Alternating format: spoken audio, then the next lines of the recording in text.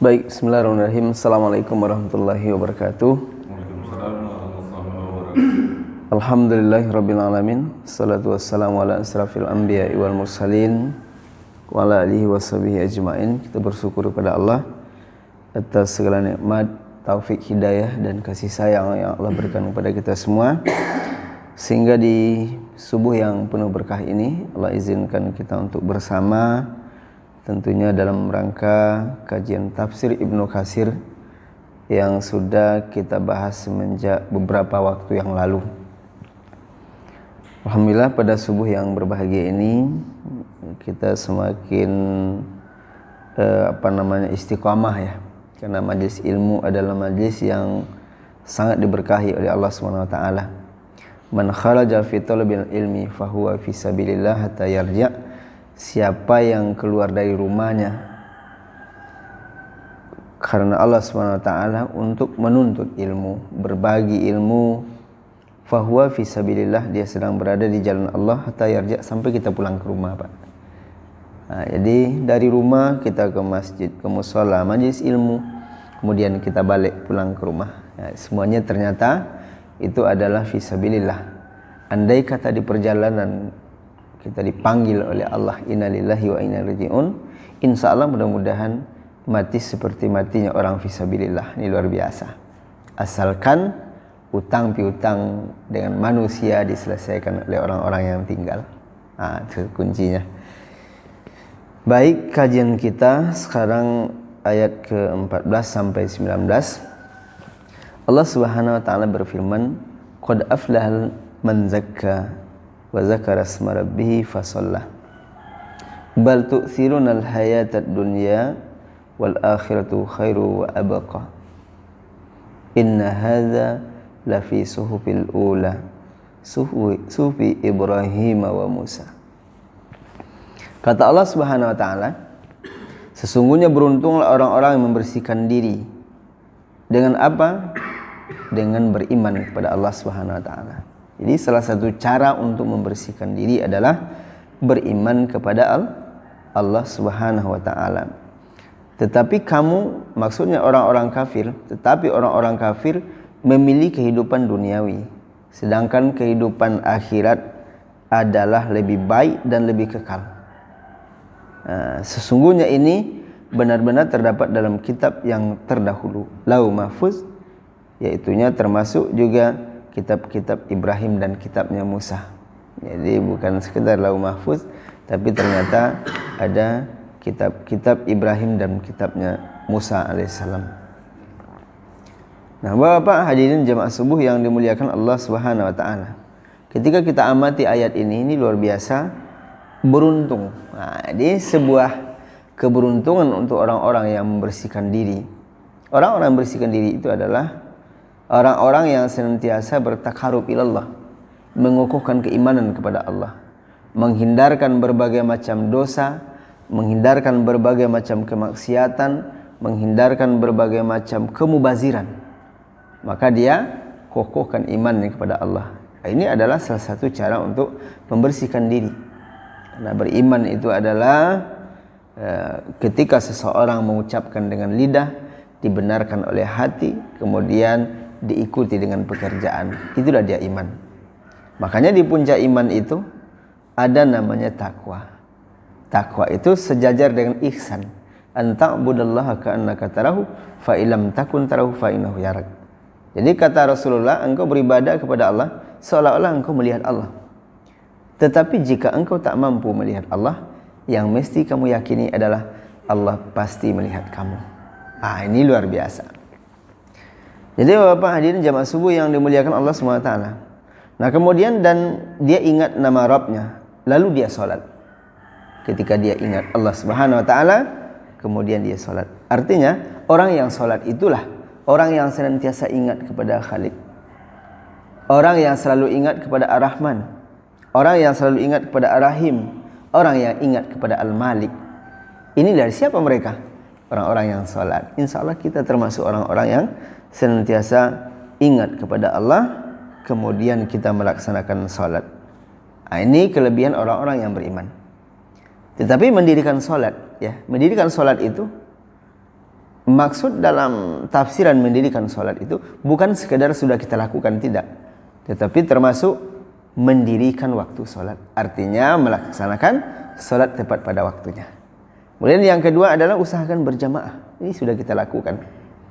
Kemudian adalah istiqomahlah dalam berjamaah itu. Nah, ini luar biasa. Nah, tetapi kalau kita lihat sebaliknya orang-orang kafir, mereka memilih kehidupan duniawi. Mereka berlomba-lomba untuk duniawi. Padahal kata Allah Subhanahu wa taala, sedangkan kehidupan akhirat ada lebih baik dan lebih kekal. Coba kita lihat hari ini, sekaya apapun orang, namun jatah umur sudah ditentukan oleh Allah. Ada enggak, oh si fulan ini umurnya 100 tahun. Ya, rezekinya sekian. Rezeki iya. Tetapi kekayaan yang dimiliki tidak menghalangi malaikat maut untuk mencabut nyawa itu. Itu dia.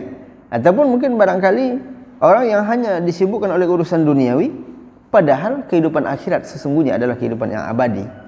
Mereka akan rugi. Orang kaya, orang miskin, jatah umurnya sudah ditetapkan oleh Allah Subhanahu wa taala. Pasti akan meninggalkan dunia yang fana ini. Bukan sekedar meninggal, tapi dia mati ataupun wafat. Jadi meninggal itu adalah hanya bahasa kita. Yang tepat itu adalah maut, mati. Itulah yang tepat. Berpisahnya antara ruh dengan jasad. Tapi kalau meninggal, banyak maknanya. Meninggalkan rumah, meninggalkan istri, meninggalkan anak, meninggalkan pekerjaan, dan juga meninggalkan dunia.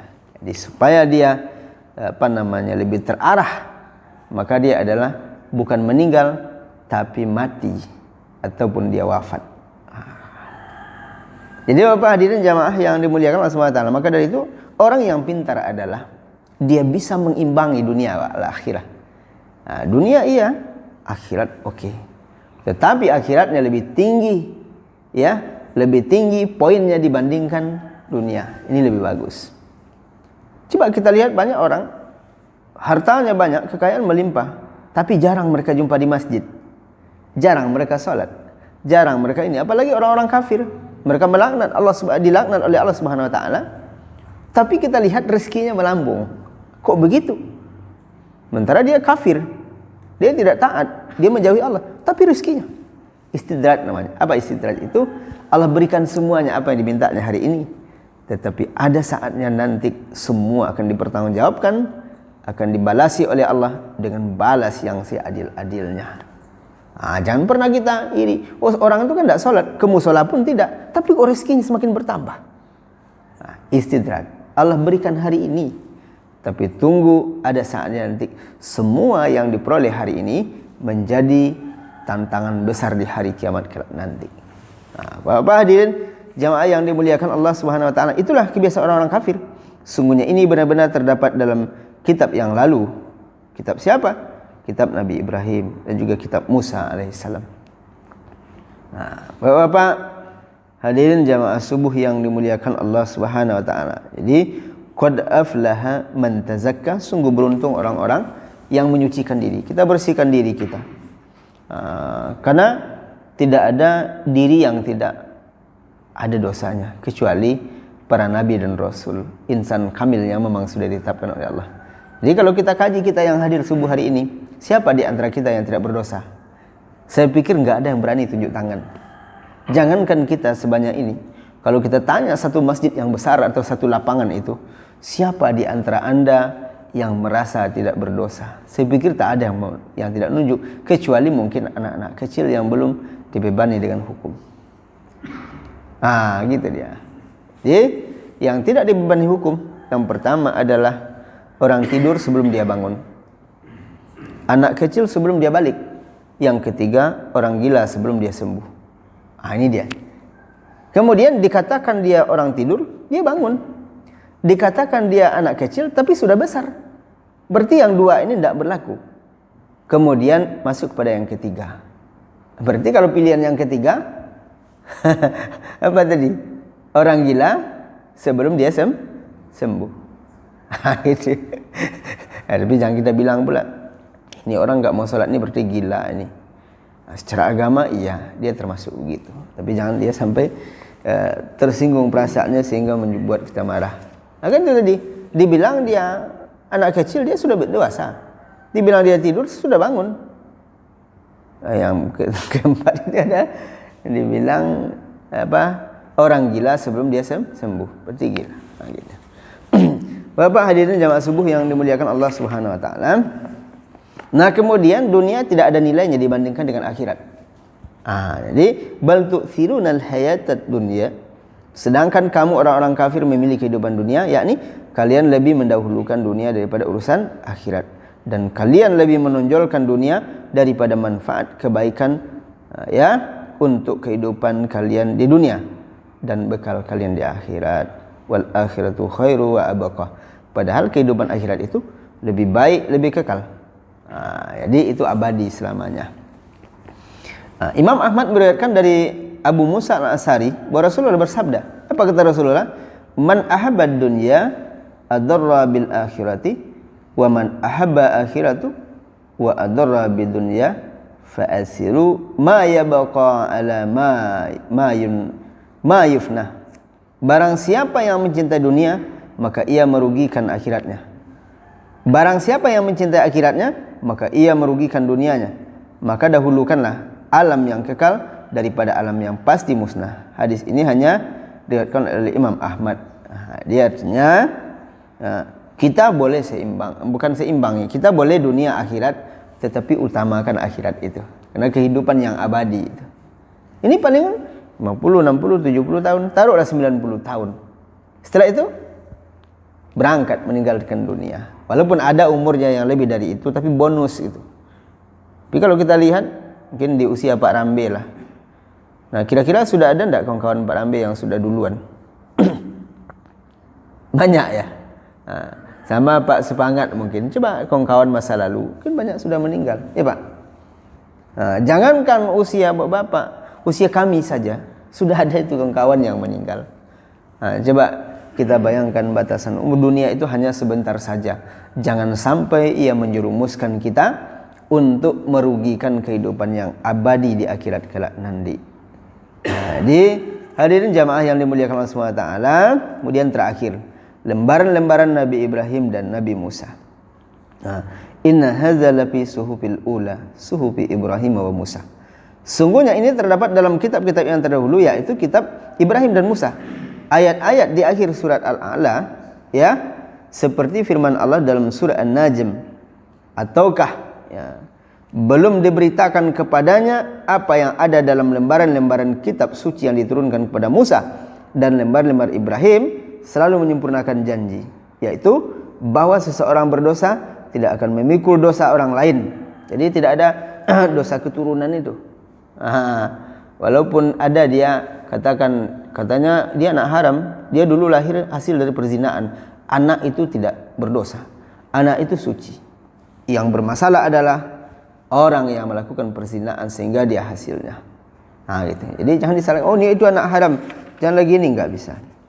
Jadi bahwa seseorang yang berdosa tidak akan memikul dosa orang lain, dan bahwa manusia hanya memperoleh apa yang telah diusahakannya, dan sesungguhnya usahanya itu kelak akan diperlihatkan kepadanya. Kemudian akan diberi balasan kepadanya dengan balasan yang paling sempurna. Sesungguhnya Rabb, sesungguhnya kepada Rabb, pada Allah lah kesudahan segala sesuatu. Tetapi ada orang memperpanjang rangkaian dosa. Apa contohnya? Dulu dia pernah diajarkan main domino, diajarkan berjudi, sehingga judi itu dikembangkan. Akhirnya dia menjadi raja judi. Jadi ternyata setiap perjudian terjadi orang yang mengajarkan ilmu judi tadi tidak mendapatkan dosanya. Wah, ini bukan sekedar pahalanya, ya. Kalau kebaikan iya pahala. Tapi ketika diajarkan orang lain dalam sebuah keburukan, maka dosanya mengalir. Maka dari itu kuncinya adalah untuk membatas, untuk memutus rantai, ya, bukan COVID-19, memutus rantai supaya dosa itu bertobat kepada Allah. Mohon ampun ya Rabb. Demikian kajian kita di dalam akhir surat Al-A'la ini. Maka dari itu marilah kita bersihkan jiwa. Semoga kita menjadi orang-orang yang beruntung. Silakan Pak Rambi, mungkin ada sesuatu yang perlu kita diskusikan.